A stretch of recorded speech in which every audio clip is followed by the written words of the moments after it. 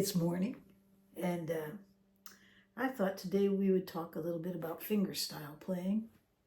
I had a question that came up on one of my comments about, could you do a tutorial on how you play California Dreamin'? Remember, I played it somewhere in one of the videos.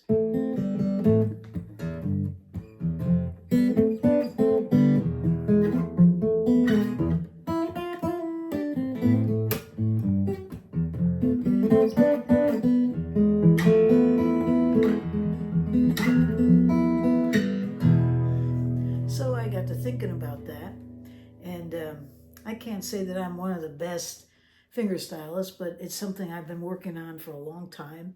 And I have some really favorite players like Doyle Dykes. If you ever want to listen to absolutely fabulous player, check him out, Doyle Dykes.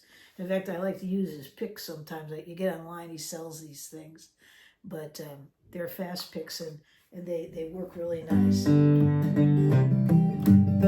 They just help out a lot. But anyways, yeah, he's one. Tommy Emmanuel is another one. I mean, fantastic players. I mean, we have so much information at our fingertips today.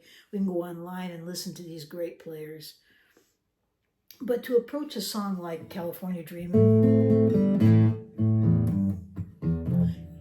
you'll hear, first of all, that it doesn't sound like the California Dreamin' that we listen to when we listen to the Mamas and the Papas, because I'm really accentuating that bass line, which we'll talk about. But to approach something like that, you really have to have a plan, and having a plan. I got to come up with another story on that, right? I apologize. Again, you can always just fast forward from this, but you might want to listen because it does go along with what I'm about to say. But when I was hitchhiking, there was one particular time. I've hitchhiked across country several times. This one particular time, I was with a girlfriend of mine. We went to high school together, and she. I think that was about the only time that we had hitchhiked together. Was this? We were on a short trip coming through Tennessee, and I remember when we were there, we were feeling uncomfortable because cars that were stopping were turning away because they looked dangerous. So we kind of felt like we just got to get out of there. We're trying to get back to New York, and so I said, well, I'll tell you what, the next car that comes up and stops that only has one person in it, I think we need to just get in that car and just get out of this area and get back onto our destination. So here we are, Knoxville, Tennessee, waiting for that ride, and a car stopped, and it actually several cars stopped. Most of them had several people in them, several guys, and but this one car had one, and so we just ran up and jumped in it just to be safe. And when we got in, we realized there was no place to go in the back because, first of all, the car was in the back seat was filled with garbage bags from fast food service and cans and beer bottles and you name it. It was just filled up in the back, and who knows what was growing back there. And so we had to get in the front seat, and it was one of those seats that went all the way across, So guess who has to sit in the middle, right? Me, of course. So I jump into the middle and pull all our stuff that's on top. We're just holding it on our lap. And I look over at the man that's driving. First of all, he's super overweight. No offense to anybody that has a weight problem. I understand that. But this guy looked like he hadn't had a bath in a long time. So I'm trying to draw this picture out. He had this very dirty t-shirt on that just looked sweaty and grimy and greasy. His hair looked unkempt and dirty. When he smiled, he was missing half his teeth, poor guy, but they were just slimy green looking. It was just one of those things. It was like, oh my goodness, get me out of here. But he took off and he started taking us, and I called him Mr. Green Teeth afterwards, so I guess I'll just keep calling him that. Anyways, Mr. Green Teeth started on his way with us in the car, and he's driving along, and we're telling him where we want him to take us and let us off, because we're just trying to get out of this one area and hopefully find a better ride to get back to New York. And as he was riding along, all of a sudden he says, in this very broken Southern accent, "Y'all girls want some marijuana?" And he couldn't even say it, but in any case, we knew that he didn't know what he was talking about. And the next thing you know, he stops his car and he turns it around and started in another direction. He said, "You're going to come home with me. I'll get you some, and I'm going to get you something to eat." And he was going on, and we're just thinking, we got to get out of this car. About that time, my friend's kicking me in the leg and looking at me like, "Do something." Well, what are you going to do when you're driving down the road and 50, 60 miles an hour? You can't jump out. Well, you could, but you're probably not going to survive it. So I thought, I need a plan. And just like in life, all through my life, planning is so important. You got to have a plan to get through some things. You got to have a plan to learn how to play the guitar. You got to have a plan to how to get certain jobs, and how to go to school, and how to the plan of salvation. There's all kinds of plans out there. Well, I needed a plan in this situation, and it came to me because I had laryngitis at the moment. I don't know why. I was just very fortunate that I had laryngitis. I wasn't sick. I just was losing my voice, and I was kind of squeaking when I talk. So I bent over and I started acting like I was going to throw up. And I said, "Mister, if you don't turn this car over, I'm going to throw up all over you." And I didn't think a man looking like that would even care if I threw up on him, but he pulled that car over so fast, and we piled out, grabbed our stuff, and we ran. Of course, he was so out of shape, he couldn't keep up with us if he wanted to run after us. So we got out of the situation simply because I came up with a plan. And so I said all that to say this. If you want to learn how to play fingerstyle guitar, you need a plan. You got to have a plan. And so where do you start? Where do you start with something like that? Well, I think you have to start by just thinking about all the parts it takes to play a song on the guitar, fingerstyle, play it solo, and you have to bring out the chording, the chords. You've got to bring out the melody.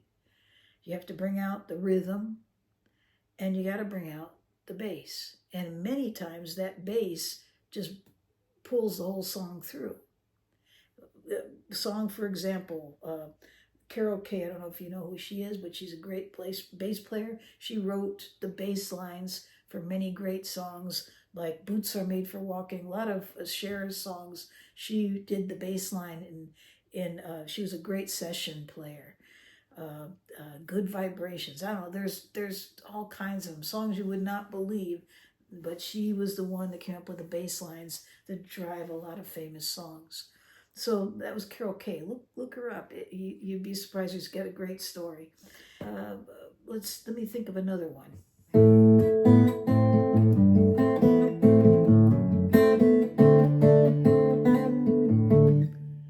That bass drives that song, "Gently Weep." As my guitar gently weeps. Is that the name of it? I forgot. Anyways, how about this one?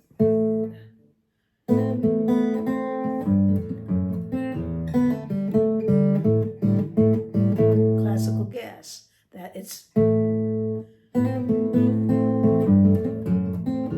that bass line. It's driving that song. And so when you're playing it, you have to bring that out.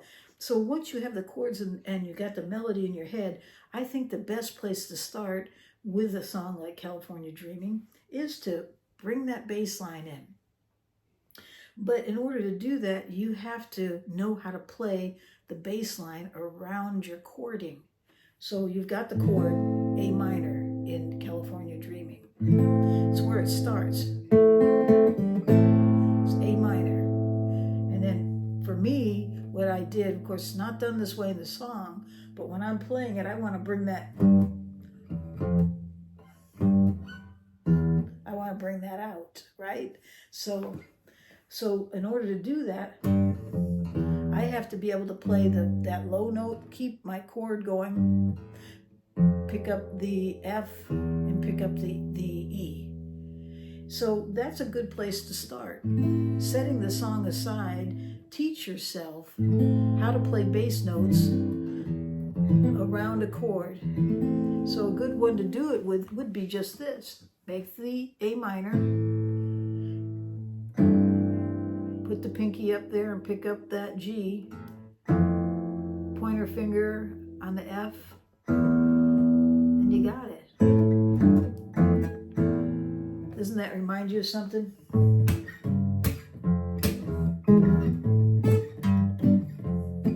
You hit the road, Jack, and don't you come back no more.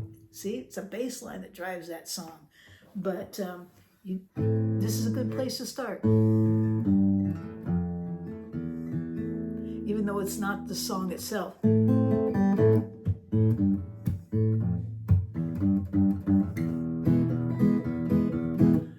So do the exercise before you do the song. Make the A minor chord and get comfortable with picking your chording and playing your bass notes. So how do you do that? Well, your thumb has to dedicate to the bottom 3 strings, and these 3 fingers are dedicated to the top 3 strings.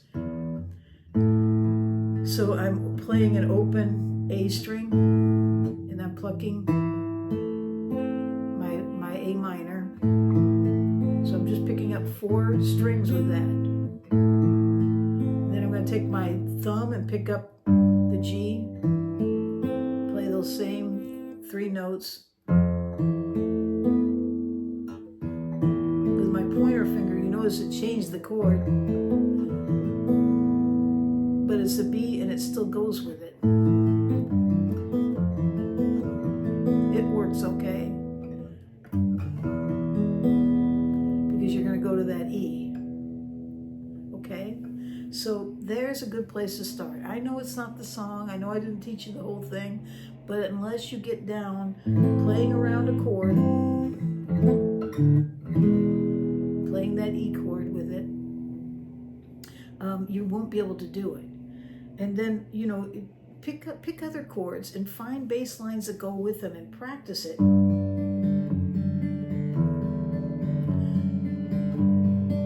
Mr. Bojangles is a good one to do it with. G, and you man Bojangles. You notice I still have my G sus down here. And open. C, D. I knew a man Bojangles and that's for you.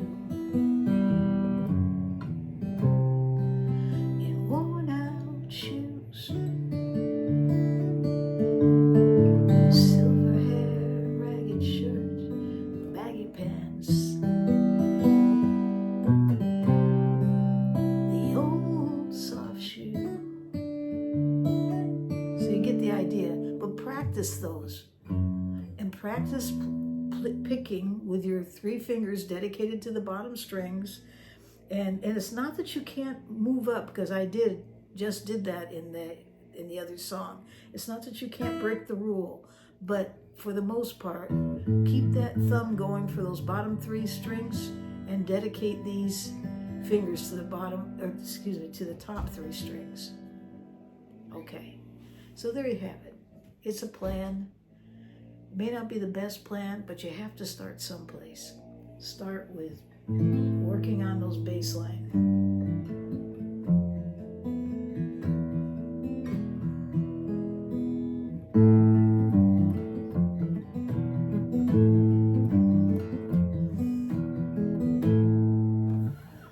Okay, hope you all have a great day wherever you are in this world.